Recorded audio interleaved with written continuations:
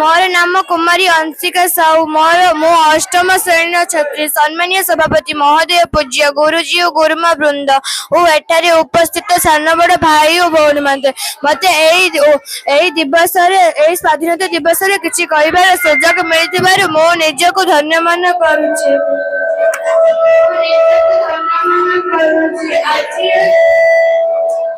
आज अगस्ट 15 तारीख 2026 मसीहा 1947 मसीहा अगस्ट 15 तारीख आम देश स्वाधीन होइଥିଲା। इंग्रेज माने शह वर्ष धरि आम देश को स्वाधीन करथिला। गांधीजी कहिथिले अहिंसा नीति आंदोलन करिबा ପାଇଁ। सुभाष चंद्र बोस कहिथिले मते रक्त दियो ମୁଁ ତୁମକୁ ସ୍ୱାଧୀନତା ଦେବି।